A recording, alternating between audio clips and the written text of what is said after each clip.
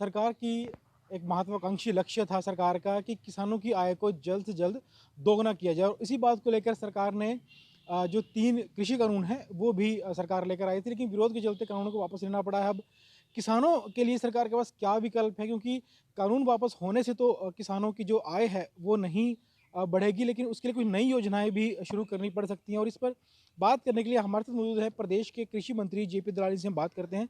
Sir, कृषि कानूनों को सरकार लेकर आई थी, लेकिन अब वो वापस हो गए हैं। तो अब जो सरकार का सपना था कि किसानों की आय को दुगुना करना है, उनकी आय को बढ़ाना है, किसानों को कर्ज मुक्त करना है, तो अब सरकार के पास क्या विकल्प है? अब सरकार किस तरह से काम कर सकती है? हमारे देश का 80% से ज़्यादा किसान, उसकी जोत जो है 2 हेक्टेयर से कम है, 5 एकड़ से ज़्यादा नहीं है।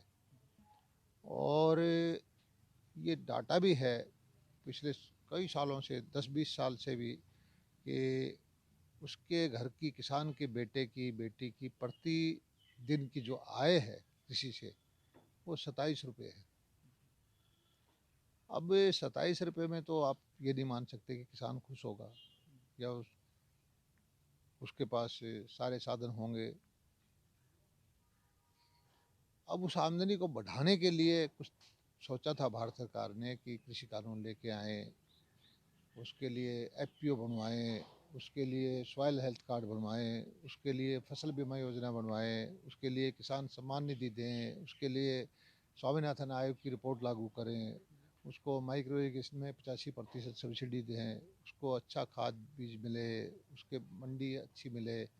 ये काम किए थे। मकसद यही था कि इन किसानों की इतने सालों आज़ादी के बाद भी हालात दयनीय है और उसको सुधार की आवश्यकता है। लेकिन इस आंदोलन के माध्यम से जो कृषि कानून का मकसद था भारत सरकार का, वो स्वीकार नहीं हुआ, वो वापस लेने पड़े। अब ये तो हमारा दृढ़ निश्चय है कि किसान की आमदनी को बढ़ाना है। मोदी जी का संकल्प है कि किसान को सक्षम होना चाहिए, समृद्ध होना चाहिए, उसके बच्चे भी कमा खा के अपने अच्छी ज़िंदगी जी सकें। तो उसके लिए और जो है हम कोशिश करेंगे कि वो फसलों का डाइवर्सिफिकेशन करें, बागवानी की तरफ ध्यान दें, फलों की तरफ ध्यान दें, फूलों की खेती करें, मशरूम की खेती करें, मछली पालन की तरफ ध्यान दें, पशुपालन की तरफ ध्यान दें, पिगरी की तरफ ध्यान दें। तो उसके बच्चे छोटा लोन लेके प्रोसेसिंग का काम करें। जो अलग काम करना पड़ेगा, एंसिलरी एक्टिविटी करनी पड़ेगी, और एफपीओ बनाएं, क्योंकि 10,000 एफपीओ का लक्ष्य दिया है पूरे देश में मोदी जी ने, कि 5-5 एकड़ के किसान मान लीजिए 100-200 मिल जाते हैं, 1,800 इकट्ठी खेती करते हैं, एक क्लस्टर बन जाता है। वो खाद बीज या इकट्ठी मशीनरी खरीदेंगे तो उनको कॉस्ट कम पड़ेगी। जब अपने प्रोडक्ट को तैयार करके बेचने जाएंगे तो उनकी बार्गेनिंग पावर ज़्यादा हो जाएगी, सभी को लाभ होगा।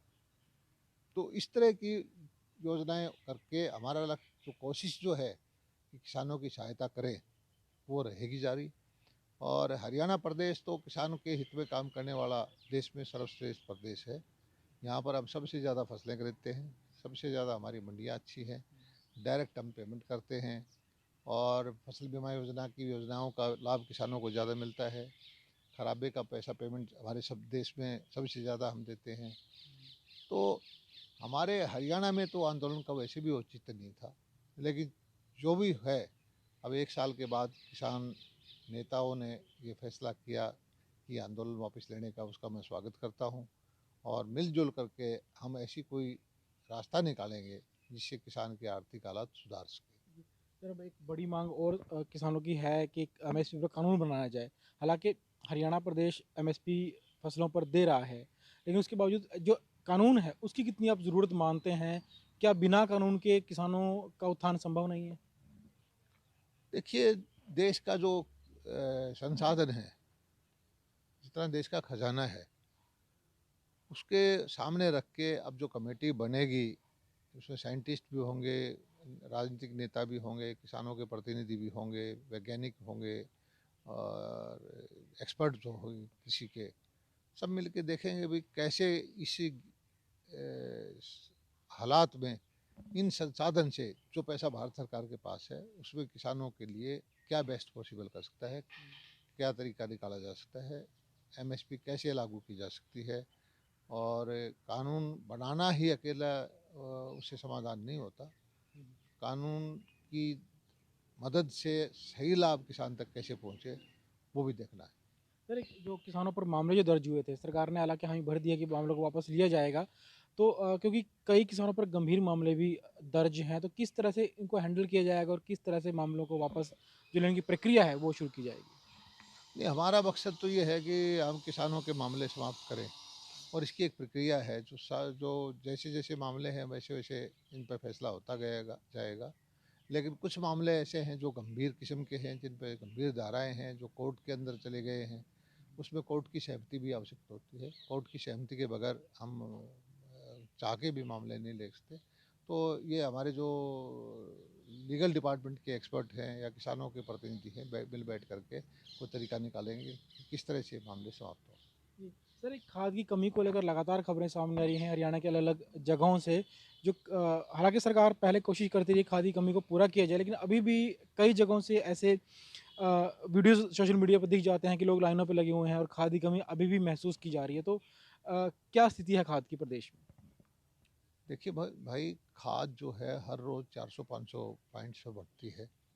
और उसमें हो सकता है कि 10 जगह, 5 जगह, 2 जगह, 4 जगह की दिक्कत हो, लाइन लंबी हो।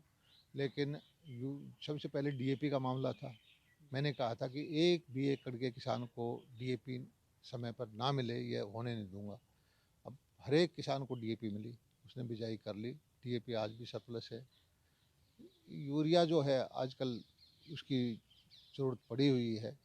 यूरिया भी हम भरपूर मात्रा में हर रोज़ हमारे पास आ रही है। भारत सरकार ने हमें पर्याप्त मात्रा में यूरिया दिया है, और हम अलग अलग ज़िलों में इसका वितरण करवा रहे हैं।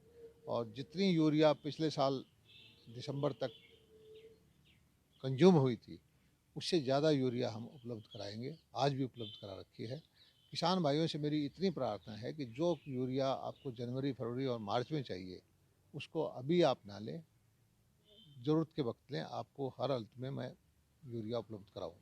सर, एक आखिरी सवाल है कि शीतकालीन सत्र आ रहा है और जो खाद की कमी का मुद्दा है, वो भी विपक्ष उस सत्र में उठा सकता है। तो किस तरह से सरकार की तैयारी है, किस तरह से उनके सवालों का जवाब दिया जाएगा? नहीं, हर चीज़ पे उसको अधिकार है विपक्ष को मुद्दा उठाने का, और हर चीज़ का जवाब देने के लिए हम तैयार हैं। सरकार ने किसी भी विषय में कोई चीज़ छिपाई नहीं। सरकार ने कोई प्रबंध में कहीं कमी नहीं छोड़ी। और ये ज़रूर है कि इस कोरोना के संकट के काल में सारे उद्योग धंधे सब सब ठप हो गए थे। और यूरिया, डीएपी वगैरह बाहर से जो आना था, उसमें हमें समस्याएं बहुत आई हैं। उसके उत्पादन में समस्या आई, उसके ट्रांसपोर्टेशन में समस्या आई, शिपिंग लाइन में 3-3 गुना किराया बढ़ा दिया। लेकिन सब प्रबंध करके हमने किसानों को समय समय पर ये उपलब्ध कराया है। तो ये थे कृषि मंत्री जेपी दलाल, जिन्होंने बताया कि हालांकि कभी शुरुआत में कुछ कमी महसूस हुई थी डीएपी की, लेकिन हर किसान को डीएपी पर्याप्त मात्रा में मुहैया करवा दिया गया है। और जहाँ तक बात यूरिया की है, तो जब यूरिया की ज़रूरत महसूस होगी किसानों को, यूरिया भी पर्याप्त मात्रा में मुहैया करवाया जाएगा। खेती कानूनों को लेकर उन्होंने कहा कि हालांकि सरकार ने किसानों की आय को बढ़ाने के लिए खेती कानून सरकार लेकर आई थी, लेकिन उन्हें अब वापस लेना पड़ा है। लेकिन सरकार का दृढ़ निश्चय है कि किसानों की आय को दुगना किया जाएगा और इसके लिए सरकार कई अन्य योजनाओं पर काम कर रही है और जल्द ही उसका असर भी देखने को मिलेगा। ईटीवी भारत के लिए चंडीगढ़ से विजय राणा।